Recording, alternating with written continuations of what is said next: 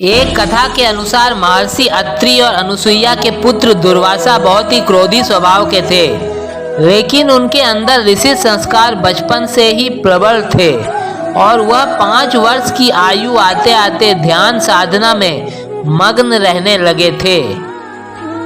दरअसल दुर्वासा खुद महादेव के क्रुद्ध स्वरूप रुद्र के अंश से उत्पन्न हुए थे। क्रोध ही उनके स्वभाव का मूल था और वह तमाम ज्ञान हो पाने के बाद भी इसे त्याग नहीं सके थे।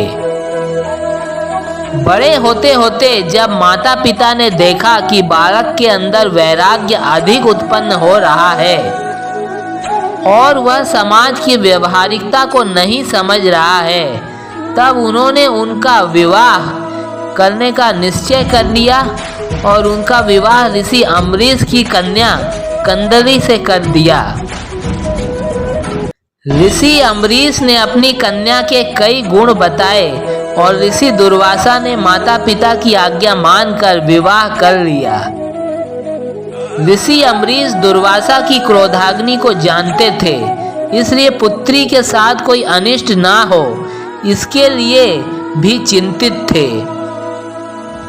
उन्होंने ऋषि दुर्वासा से कंदली से कोई भूल हो जाए तो उसे क्षमा कर दिए जाने की प्रार्थना की।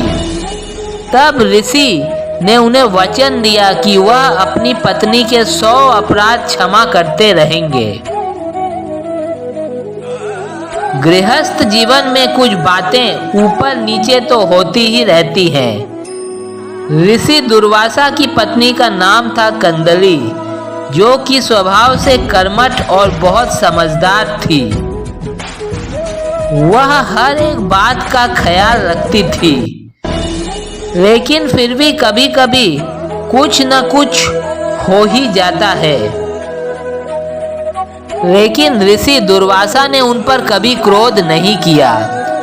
ऐसा होने से कंदली के स्वभाव में भी निश्चिंतता आने लगी। लेकिन एक दिन ऋषि दुर्वासा कहीं से प्रवास पर कुछ देरी से घर लौटकर आए। रात में भोजन के बाद उन्होंने विश्राम के लिए कहा, साथ ही अपनी पत्नी कंदली से कहा कि मुझे कल ब्रह्म मुहूर्त में जरूर उठा दें।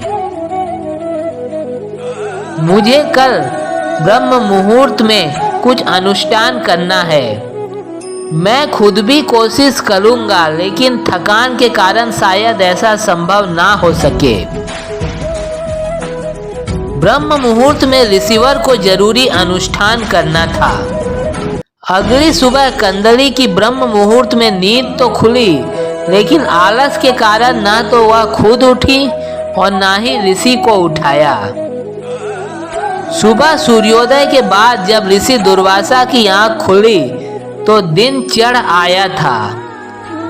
अपना अनुष्ठान ना कर पाने के कारण वह कंदली पर बहुत क्रोधित हुए और उन्होंने अपनी पत्नी कंदली को भस्म हो जाने का श्राप दे दिया।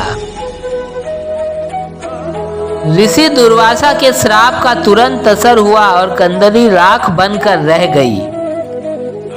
ऋषि दुर्वासा को भी इस घटना का बहुत पछतावा हुआ, लेकिन अनुशासन स्थापित करने के लिए उन्हें ऐसा करना पड़ा और अब तो श्राप मिल चुका था, कुछ हो भी नहीं सकता था।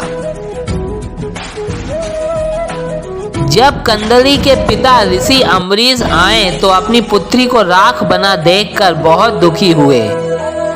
तब दुर्वासा ऋषि ने कंदली की राख को पेड़ में बदल दिया और वरदान दिया कि अब से यह पेड़ और फल हर पूजा व अनुष्ठान का अभिन्न अंग बनेगी और कोई भी पूजा इसके बिना अधूरी होगी।